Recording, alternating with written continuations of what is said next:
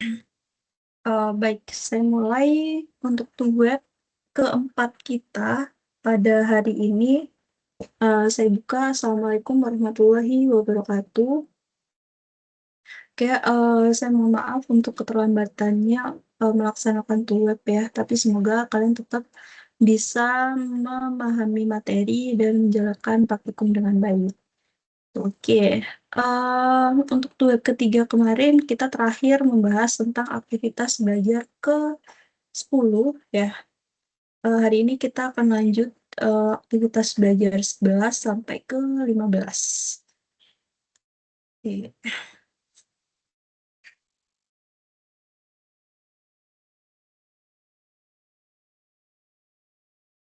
Oke, aktivitas belajar ke 11 yaitu tentang array dan metode. Untuk tinjauan mata kuliah, ini hampir di semua PPT sama ya. Jadi mata kuliah inti pada program studi sistem informasi, kemudian membahas algoritma dan pemrograman secara detail. Nah, mempresentasikan dalam bentuk flowchart atau prosedur code menggunakan bahasa Java, menggunakan tools IDE, buat mata kuliah 3 SKS, dan memiliki praktikum.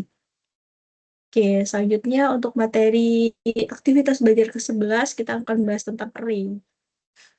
Nah, array adalah objek yang digunakan untuk menyimpan sejumlah data. Elemen-elemen pada array ditandai dengan indeks.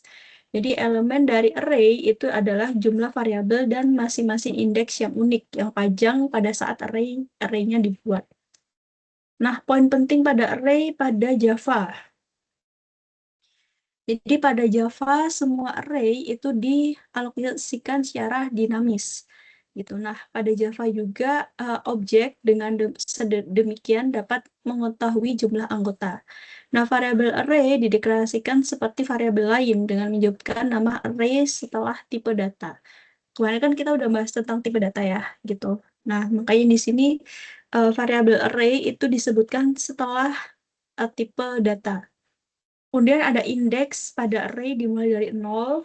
Nah, pada Java, array dapat dibuat statik dari variabel lokal atau menjadi parameter pada sebuah metode. Gitu. Nah, kenapa ini poin penting pada array pada Java? Gitu. Karena pada pembahasan pemrograman yang lain itu nanti ada bedanya. Gitu. Seperti pada Python atau pada C++. Untuk deskripsinya akan beda, tapi mungkin hampir sama ya. Nah, di sini ada angka 10, 5, 7, 3, 1. Nah, di sini ada indeks ya, indeksnya 0, 1, 2, 3, 4. Nah, semua itu dimulai dari 0 gitu. Kalau kita nggak menyebutkan eh, dari mana gitu, apa defaultnya ya dari 0 gitu. Makanya di sini 0, 1, 2, 3, 4. Nah, di sini deskripsinya panjang array-nya 5. Dapat dari mana 5? Karena dihitung dari 0 ini. 1, 2, 3, 4, 5 ya. Jadi ada 5 panjang array-nya. Indeks pertama 0 dan indeks terakhir 4. Nah, ini ada array satu dimensi. Jadi ada string, chars contohnya. Satu dimensi ya. String chars. Chars-nya ada eh, berbagai macam. Misal ada Volvo, BMW, Ford, atau Mazda gitu. Terus ada contoh lagi, integer my number, 10, 20, 30, 40. Nah, integer array. Nah, kalau kita hitung di sini sama kayak tadi ya, ada panjangnya 5, array pertamanya 10, terakhirnya 1. Nah, ini untuk contoh pada pemrogramannya gitu. Jadi yang pertama kita buat public class dulu. Kita buat namanya array satu dimensi, kemudian public static void itu, terus ada kita deklarasikan dulu ya tipe datanya integer, array integer tadi ya sesuai deskripsi array itu disebut setelah tipe data. Nah, kemudian kita baru mengalokasikan memorinya. Array integer sama dengan new integer 5 di sini. Mengisi array dengan 5 pada indeks ke 0, terus mengisi array pada 5 pada indeks ke 1. Gitu, 5 sama 7. Indeks ke 0 tadi ya, kalau masih bingung kenapa ini 0, kenapa ini 1. Nah, di sini. Nah, ini 0, 1. Nah, kita mau ngisi indeks 0 ini dengan bilangan 10, misal. Indeks ke 1 ini dengan 5, gitu. Untuk penjelasan dari ini ya. Kita mau ngisi indeks 0 ini 5 dan indeks 1-nya 7. Gitu. Makanya untuk perinlennya munculnya ketika kita mengambil indeks ke 0 sama 1, munculnya 5 sama 7. Itu untuk array satu dimensi. Nah, itu ya pengertiannya. Deklarasi array, alokasi memori, kemudian isi array-nya. Nah, ini contoh kedua juga. Ada mobil, motor, becak. Di sini ada array-nya. Nah, ini kan nggak ada indeksnya ya, 0, 1, 2, 0, 1, 2. Tapi ketika kita tanpa indeks di sini, itu otomatis 0. Gitu, 0, 1, 2. Gitu. Ini otomatis 0, 1, 2. Gitu. Makanya ketika kita perinlen di sini, muncul mobil, motor, sama becak. Untuk satu dimensi, nah selanjutnya ada multidimensi. Jadi array multidimensi adalah array yang memiliki lebih dari satu dimensi. Terus deklarasinya hampir sama, yang membedakan adalah dimensinya. Misal 2 dimensi, maka jadinya array 2 dimensi. Itu contohnya. Di sini ada tiga balok ya, 1, 2, 3. Tapi per balok punya nilai masing-masing gitu. Misal balok 1 nilainya 218, terus balok 2 369, balok 3 10, 7, 14. Nah, contoh data satuan puluhan sama ratusan. Contohnya. Oke, ini untuk lebih jelasnya ada kode, kita jelaskan melalui kode. Nah, deklarasi array 2 dimensi. Pertama kita sebutkan dulu tipe datanya integer, kemudian baru masuk ke deklarasi ya. Di sini bentuknya matriks gitu. Jadi 2, 10, 800, 3, 60, 900, 1, 7, 4, 4, 9. Kemudian baru menampilkan array. Nah, selanjutnya kita buat outputnya ya. Kita tampilkan array 2 dimensi, kemudian perinlen, satuan, puluhan. Nah, baru masuk ke loopingnya ya, for-nya. Ya kan, for dengan integernya sama dengan 0, kemudian i diulang sebanyak 3 kali, terus i plus plus. Nah, terus kita masukkan ke J-nya juga. J-nya 0, J-nya diulang sama 3 kali, sama J++. Gitu. Terus baru ngeprint I sama J. Gitu. Maka hasilnya seperti ini. Itu untuk array multidimensi. Nah, kemudian ada passing array. Passing array adalah melempar isi array dari sebuah metode. Gitu. Nah, ini contoh kodenya. Yang pertama kita deklarasikan dan inisiasi array-nya dulu, kemudian memanggil metode atau tampilan pada parameter tipe data. Kemudian metode tampil dengan parameter tipe array dengan kelas. Baru muncul output-nya. Oke, itu untuk materi minggu ke-11.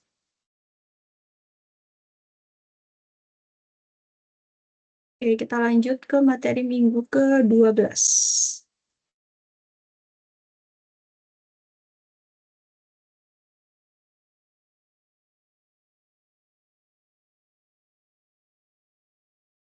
Oke, tadi kita udah membahas sedikit tentang array ya, gambaran besar array dan metode.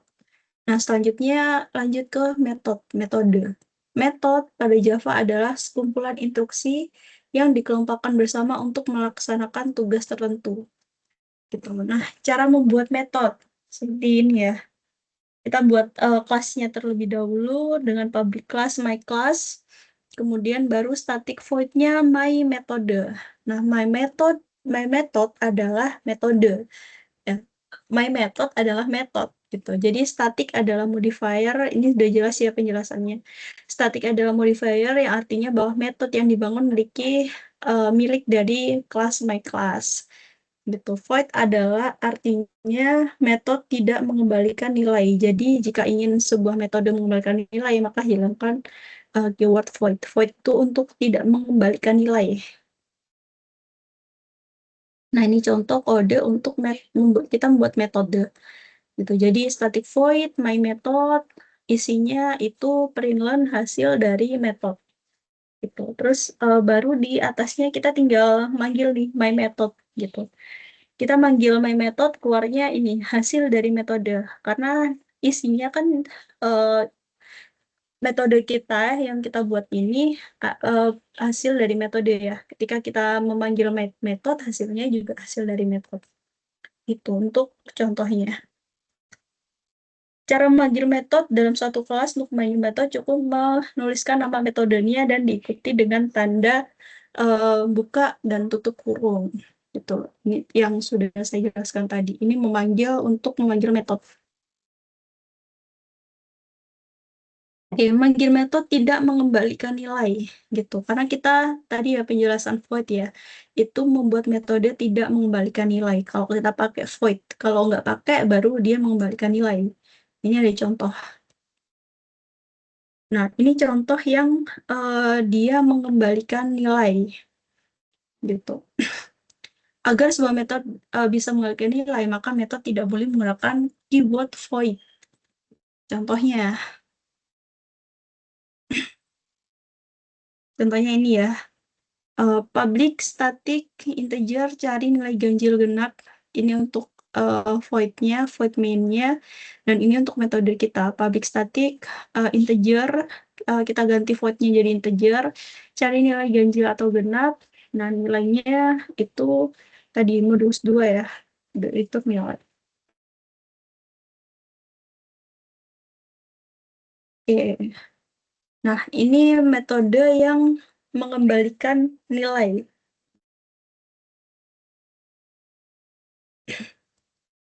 Nah, itu metode yang mengembalikan nilai. Gitu. Ini ya, itu nilai-nilai yang dikembalikan. Kita langsung ke kodenya aja. Jadi overloading adalah kemampuan sebuah kelas memiliki nama metode yang sama, tapi yang membedakan adalah parameternya. Gitu, parameternya. Jadi ada metode nama sama, ya, bisa kalian pahami. Untuk contoh dari metode overloading, yang pertama kita, oke, nah ini untuk kode ketika dia ngeprint 78 sekian, dan ini untuk kode mencari luasnya ya. Nah ini adalah alas 1,5 kali alas kali tinggi atau panjang kali lebar gitu dengan nilai ini. Oke, itu untuk pertemuan minggu ke-12.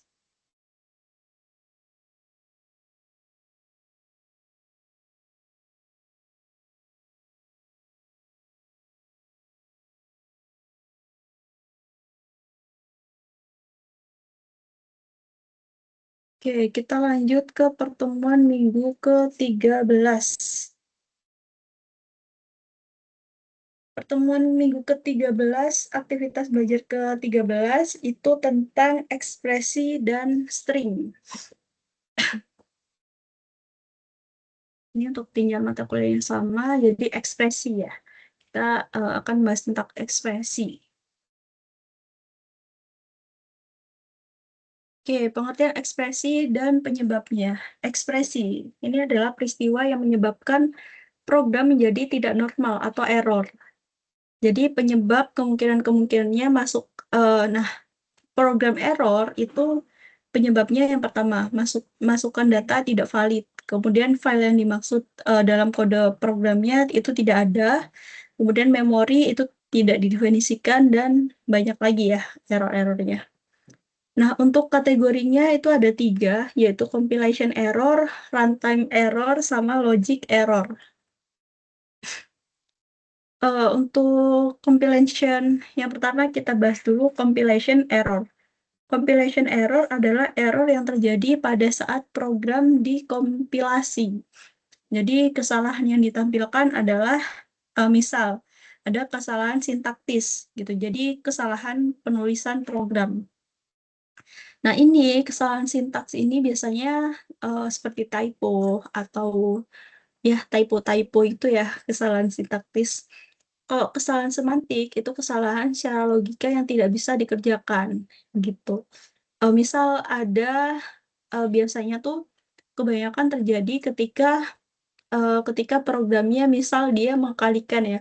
Contohnya aja dia A kali B gitu, tapi A-nya ini tidak diketahui nilainya berapa gitu. Maka ada kesalahan semantik di sini. Jadi kesalahan secara logika yang tidak bisa dikerjakan gitu. Kemudian kesalahan cascading, jadi kesalahan ambiguitas gitu.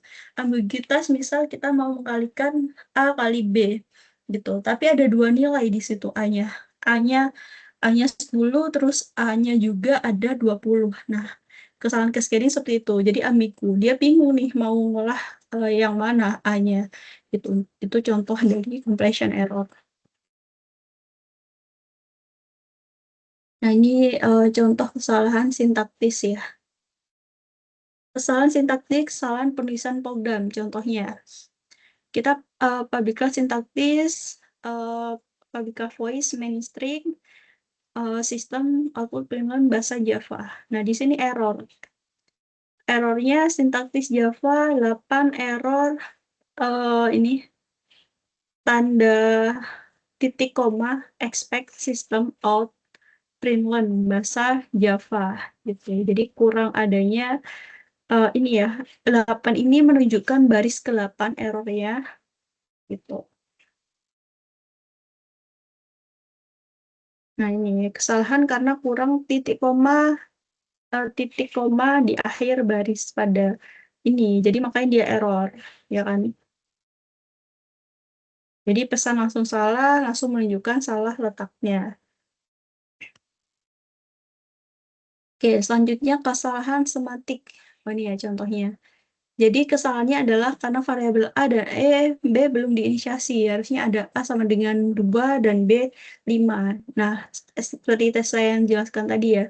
Kesalahan cara logika yang tidak bisa dikerjakan gitu. Jadi ya bingung nih. C sama dengan A kali B. Nah, A-nya apa, B-nya apa gitu. Belum diinisiasi. Makanya dia juga error. Nah, selanjutnya kesalahan cascading, kesalahan yang kadang ambiguitas. Kesalahan di sini bukannya for, harusnya for, ya kan, ambigu ya. Itu makanya ada error, pesan kesalahan tidak menunjukkan letak salah, malah menunjuk yang lain. Betul. Tapi di sini udah diketahui ya, ini baris ke-8, kita bisa lihat nih salahnya di sini. Oke, selanjutnya kategori runtime error. Jadi runtime error ini kesalahan yang tidak ditampilkan pada saat kompilasi program. Jadi kesalahan terjadi pada saat program sudah dioperasikan.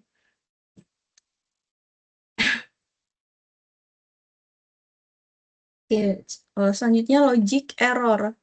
Jadi kesalahan yang sudah lolos dari kesalahan sintaks dan semantik, program berhasil dikompilasi. Tapi pada ada saat runtime tidak ditemukan kesalahan, pada keluaran tidak sesuai.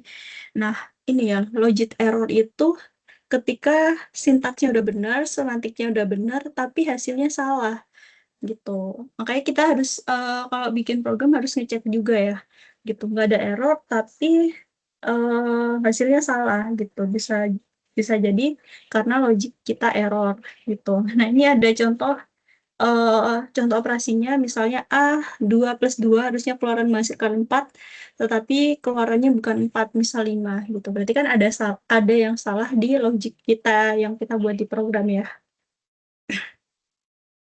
Oke, penanganan kesalahan. Nah, Java punya cara tersendiri dalam menjebak kesalahan dalam program. Contohnya try catch atau try catch bersarang, banyak, dan finally. Nah, contohnya di sini ada try catch-nya. Sintaknya try catch ini ya contoh sintaksnya untuk penanganan kesalahan. Terus ya ini sih contoh-contohnya bisa dicoba ya. Kode-kode yang ada di PPT silahkan dicoba untuk kita tahu mana untuk kita lebih mendalami materi ya gitu. Kalau hanya teori sepertinya kurang ya kalau kalian nggak nyoba. Oke, selanjutnya try catch bersarang. Jadi pada dasarnya try catch pada umumnya cuma perbedaannya adalah try catch-nya bersarang dari try catch yang lain. Untuk contohnya, ada metode 1 sama metode 2 di sini. Oke, ini ya untuk try catch banyak, jadi ada banyak catch-nya. Kita coba tergantung nanti menggunakannya itu tergantung error yang kita hasilkan ya.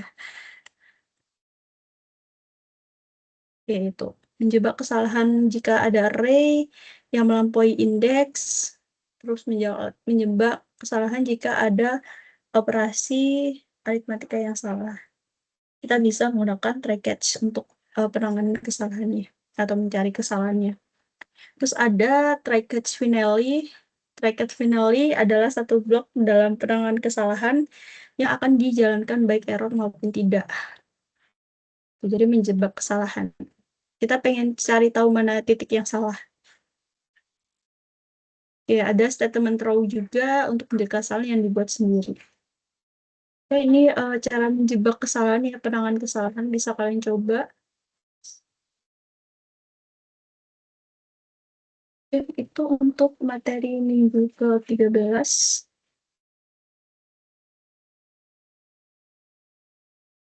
Oke, kita lanjut ke materi aktivitas belajar ke-14.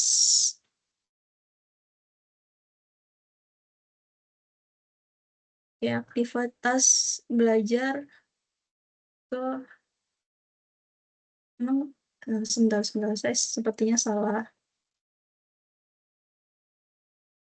salah ini salah download PPT sebentar ya. Aktivitas belajar ke-14 harusnya string sama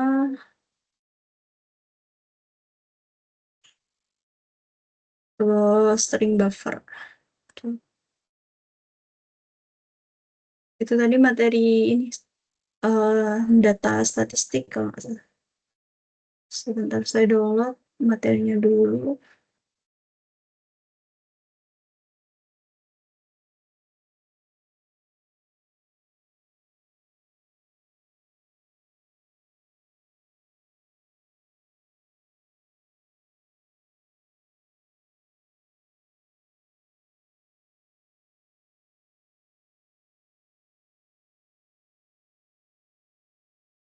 Ini sudah.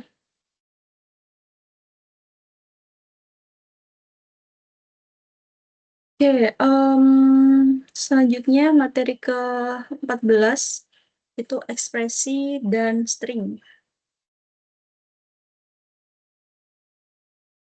Sama ya untuk tinjauan mata kuliahnya. Jadi kita akan bahas tentang kelas string.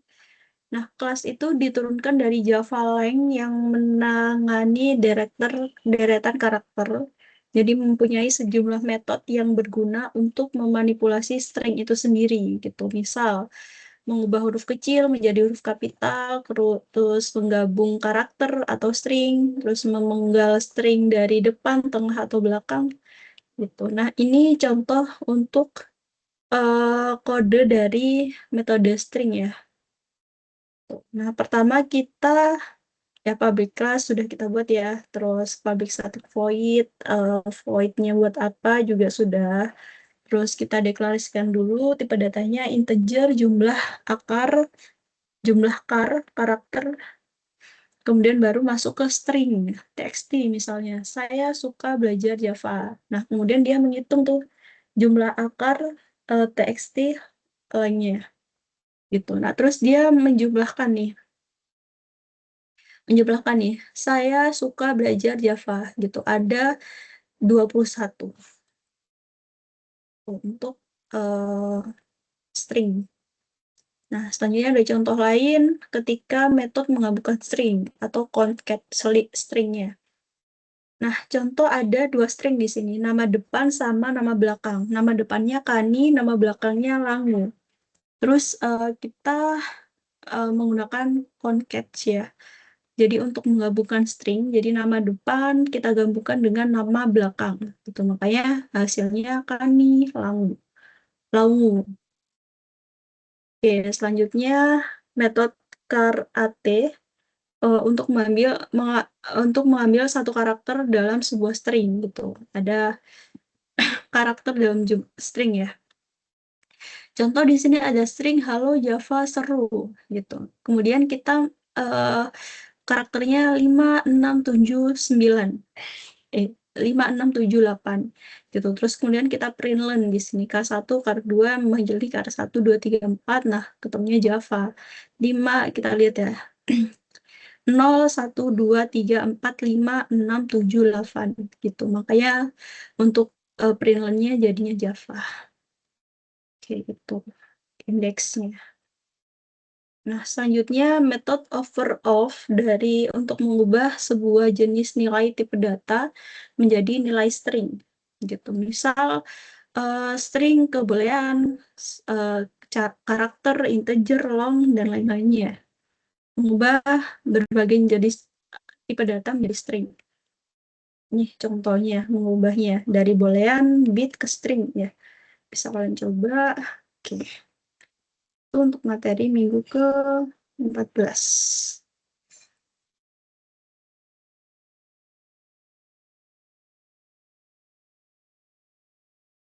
Sebentar.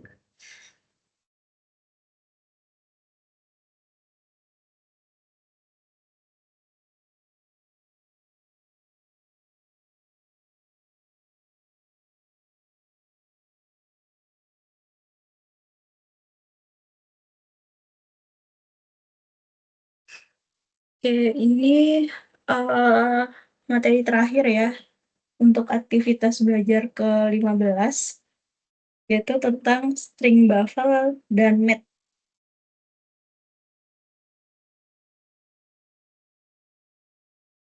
Oke, outline-nya kita akan bahas tentang string buffer sama math. Yang pertama, kelas string buffer dulu. Nah, kelas string buffer adalah kelas yang diturunkan dari library yang ada di objek Java Lang. Jadi kelebihan dari kelas string buffer selain bisa modifikasi string yang ada dalam buffer string, kemudian string buffer memiliki fitur kapasitas bisa otomatis melebar selama acuan tertentu Java memenuhinya. String ya, bedanya. String, kelas, buffer. Kita udah belajar tentang kelas, string, sekarang ditambah nih, digabung semuanya. Kelas, string, buffer. Gitu. Kelas yang diturunkan dari library, kemudian kelebihannya bisa memodifikasi string, terus memiliki fitur kapasitas, jadi tidak perlu mengalokasikan buffer array internal baru. Oke, contohnya metode-metode pada string buffer. Ini, metode append untuk menambahkan nilai pada string buffer. Jadi append ini untuk menambahkan nilai ya, untuk fungsi kodenya. Kita buat public string buffer, append string s, jadi menambahkan nilai ke string s. Contoh kodenya. Contoh kodenya bisa kalian coba. Jadi kita deklarasikan string buffernya SBV, string buffer 1, new string buffer out itu asing, ya inputnya. Terus kita sebut itu input dan kita panggil string buffer 1. Kemudian string buffer 1 kita append, kita isi dengan true, ya kan? Gitu. Makanya outputnya di sini air laut itu asin true gitu. Terus kemudian kita buat lagi string buffer sama kayak tadi, string buffer 2, manusia kakinya 3, terus kita println, terus kita buat manggil string buffer 2 dan di sini false nilainya. Oke, jadi itu untuk contoh kode program string buffer. Nah, metode insert untuk menyiapkan string buffer pada posisi tertentu. Contohnya, ada public string buffer insert di sini. Ada integer, offset, string s. Jadi offset itu bertipe data integer, mulai masukkan string ke string berapa integer. S itu string yang dimasukkan ke string buffer. Ini untuk contoh kodenya, jadi menyisipkan kata Java pada kolom 8 ya.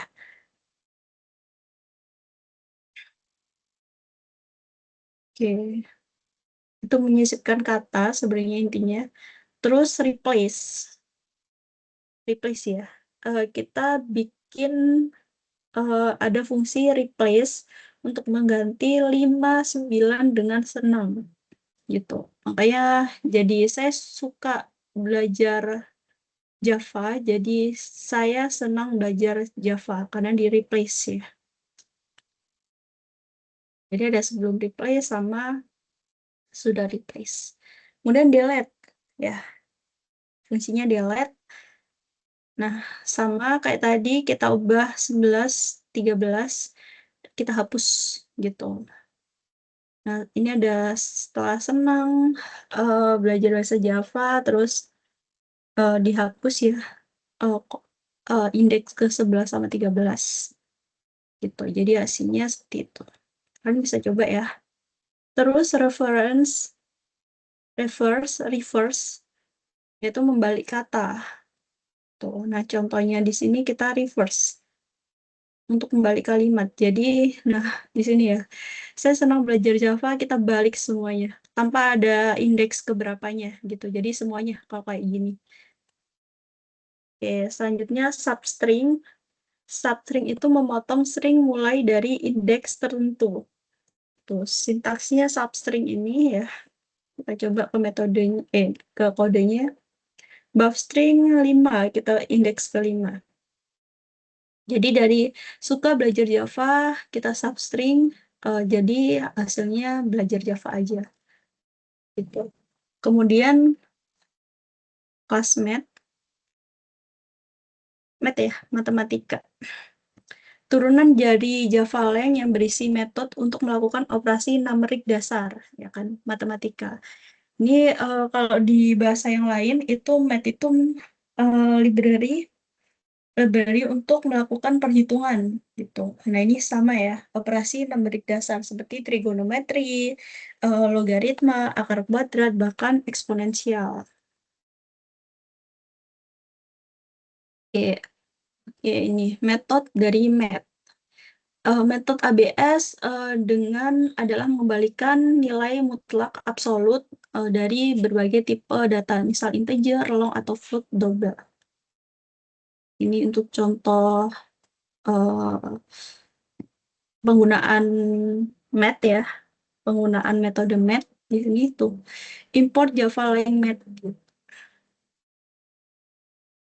Oke, ya contohnya bisa kalian coba. Terus ada metode math max. Jadi public static tipe data max, ada tipe data A sama tipe data B. Kita langsung ke contoh programnya aja. Nah, ini penggunaan math-max. Ada X, Y, atau A, B. Karena kita deklarasikan inisiasikan X sama Y ya di sini. X-nya 60984,1 dan Y-nya 1000. Outputnya. Terus selanjutnya ada metode min. Mengembalikan nilai terkecil dari dua variabel parameter yang diadu. Tuh, min-nya. Kita mencari nilai minimalnya ya.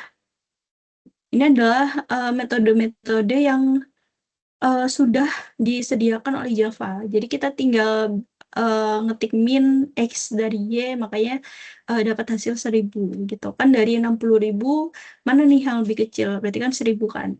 Gitu, menggunakan fungsi min.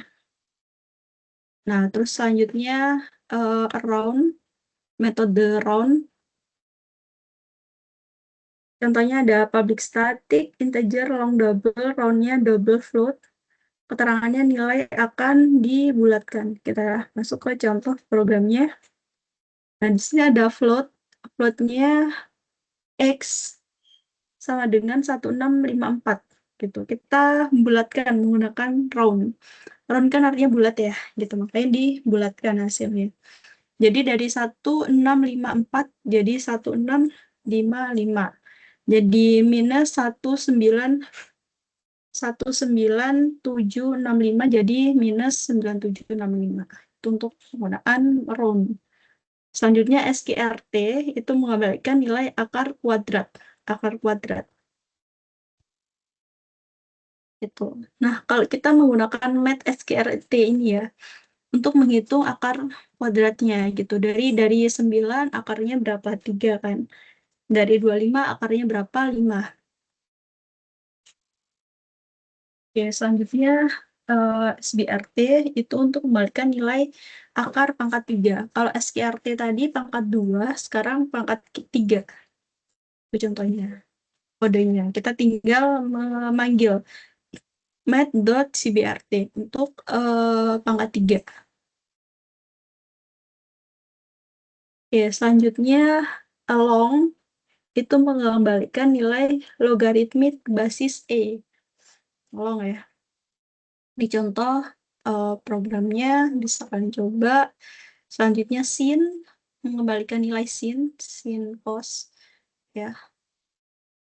Matematika trigonometri ya itu. Jadi banyak banyak fungsi yang bisa kita gunakan ya dalam pemrograman math gitu. Apalagi math ya gitu, perhitungan yang banyak digunakan gitu dari apa tadi, min, max, terus ada round, ada em, apa ya tadi, banyak ya, ada SQRT, CIRT gitu. Oke, itu untuk materi minggu ke 15, minggu terakhir ya. Sekarang saya coba cek di aktivitas belajar. Oke, saya cek ke 11. 11 materi tentang array dan metode sudah kita bahas tadi. 12 ada diskusi di sini. Diusahakan dijawab ya. Nah, bagaimana penggunaan array dan metode dalam pemrograman Java dalam membantu membuat program menjadi lebih struktur, efisien, dan mudah dikembangkan dibandingkan jika seluruh kode ditulis dalam satu bagian tanpa pengelompokan. Itu coba bisa dijawab ya di diskusi. Tadi udah dibahas ya bagaimana array ini bisa memudah dan metode ini bisa memudah kita dalam program. Apa tuh alasannya? Bisa dijelaskan. Terus tugas 3 ini hampir sama kayak tugas 1 ya. Tugas 2 gitu, tapi di sini menggunakan operator if dan array dalam kasus. Jadi misal ada 3 golongan karyawan, golongan A, B, sama C. Gitu ada array 0, array 1, dan array 2. Dan ini outputnya. Itu untuk aktivitas belajar ke-12. 13 materi tentang ekspresi dan string sudah saya jelaskan tadi. Nah, materi 14 tentang string dan 15 tentang string buffer dan math. Ya, mungkin itu aja ya web ke-4 ya yang bisa saya jelaskan. Mohon maaf, saya sedang alergi kayaknya. Jadi kurang maksimal. Oke, mungkin yang bisa saya sampaikan, saya minta maaf ya, mungkin kurang maksimal. Saya juga merasa kurang maksimal ya dalam melaksanakan tutor online di semester ini gitu karena banyak kesibukan dan banyak kendala ya. Itu terutama sedang drop lah di badannya gitu. Tapi saya usahakan untuk saya memenuhi tanggung jawab saya dan ya semoga walaupun terlambat semoga masih bisa membantu kalian dalam belajar gitu. Untuk tugasnya sudah saya koreksi ya beberapa dan beberapa ada yang saya kasih masukan jika jawabannya kurang itu silakan diperbaiki dan silakan dikerjakan kembali ya. Semoga apa yang kita pelajari bisa bermanfaat di kehidupan selanjutnya gitu. Ya, mungkin dari saya itu saja ya. Saya sekali lagi mohon maaf. Mmm, apa ya tadi? Mau bilang apa ya? Oh, oke, ya mungkin itu aja sih yang bisa saya sampaikan, semangat buat ujiannya ya. Ujiannya mungkin setelah ini kalian akan ada ujian, silahkan dipelajari materi-materi selanjutnya, mungkin bisa didengarkan juga penjelasan saya, gitu. Mungkin ujiannya nggak jauh-jauh dari materi-materi yang sudah disampaikan. Oke, semangat belajarnya teman-teman mahasiswa semuanya. Semoga naik ke eh, s- naik ke semester selanjutnya ya, gitu. Mungkin itu aja dari saya. Sekali lagi saya mohon maaf. Terima kasih. Saya tutup web keempat ini. Wassalamualaikum warahmatullahi wabarakatuh.